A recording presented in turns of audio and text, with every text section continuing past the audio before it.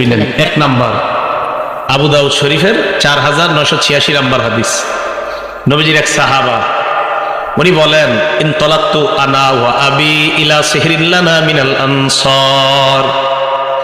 আমি আর আমার বাবা আনসারী শ্বশুর বাড়িতে গেলাম। নাউদুহু, আমার আনসারী শ্বশুর, ওই শ্বশুরকে আমি দেখতে গেলাম, অসুস্থ শ্বশুরকে সুস্থতা করার জন্য গেলাম, সেবা শুশ্রূষা করার জন্য গেলাম। যাওয়ার পর তার সামনে আমরা বসা। হাদরাতিস সালাহ, নামাজের সময় যখন হয়ে যায়, আমরা সুস্থ মানুষ অসুস্থ মানুষের সামনে বলা, এক একজন এক এক কথা বলতেছি আমরা।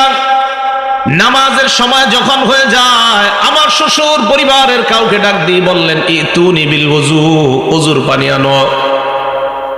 অসুস্থ ব্যক্তি, উনি বলতেছে ওযুর পানি আনো। লিউসাল্লিয়া ফাস্তারিহা, ওযুর পানি আনো, ওযু করে আমি নামাজ আদায় করি।